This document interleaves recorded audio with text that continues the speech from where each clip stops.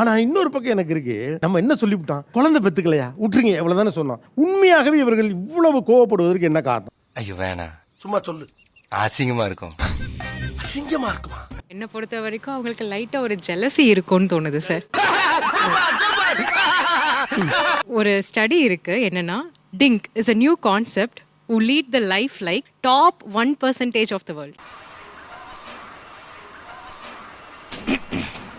Top 1% of the people என்னெல்லாம் பண்ண முடியுமோ அதெல்லாம் வந்து டிங்கால பண்ண முடியும். இது வரைக்கும் உங்க 2 பேருக்கு நான் என்ன பண்ணிருக்கேன்? ஒன்னும் பண்ணல. அதேதான் அவங்களுக்கும் போய் சொல்றா. இப்ப என்னுடைய கேள்வி என்னன்னா, இந்த உலகத்துடைய டாப் 1% பீப்புள் நம்ம சொல்றோம்ல, அவர்கள் செய்வதெல்லாம் அவங்க செய்யறதுல மெஜாரிட்டி நீங்களும் செய்ய முடியும்னு சொல்றீங்கல்ல, இதெல்லாம் நம்புற மாதிரியாங்க இருக்குது. நான் என்ன கேட்குறேன், நீங்கள் அந்த இடத்துக்கு போயிட்டா இதில் மெஜாரிட்டி இல்லை, அவ்வளோத்தையுமே செஞ்சிடலாமே, ஏன் அந்த இடத்துக்கு போக முடியல? இவங்கெல்லாம் சொத்தை சேர்த்தாங்க, நீங்க செலவு பண்ணிக்கிட்டே இருக்கீங்க.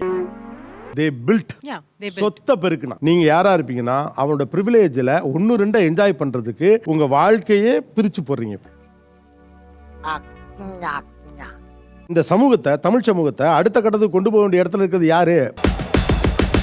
படித்த, தொழில்நுட்பம் தெரிந்த வெற்றியாளர்கள் எப்படியெல்லாம் வளர்ந்தார்கள் என்ற சூட்சுமத்தை புரிந்த நீங்கள் தானே இந்த சமூகத்தை அடுத்த எடுத்து கொண்டு போன. அதை தானே மணிவண்ணன் முதல்ல சொல்றாரு.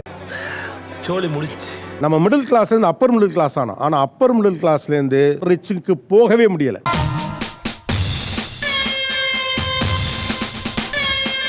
எவ்வளவு நாளாச்சு பாருங்க. நம்ம அப்பர் மிடில் கிளாஸ் வந்து ரொம்ப நாளாச்சு. நம்மளுடைய பொருளாதார தடைகள், நமக்கு இருக்கக்கூடிய சிக்கல்கள்லாம் கூட அடுத்த பிரச்சனை. ஆனா நீ சொன்னா கேட்க மாட்டியே.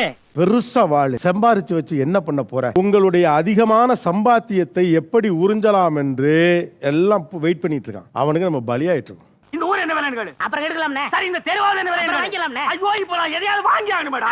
தமிழர்கள் சொத்து சேர்க்க போறோமா, செலவு செய்ய போறோமா தான் கேள்வி. உங்கள் குழந்தை பிறப்பு என்பது உங்களின் தனி உரிமை. ஆனால் இதில் பின்னால் இருக்கக்கூடிய அரசியலும் வணிகமும் நீங்கள் அறிந்திருக்க வேண்டிய ஒன்று அப்படிங்கிறது. காமெடி பண்ணாதீங்க சார், அப்படி எதுவுமே நடக்காது. Because money is always ultimate.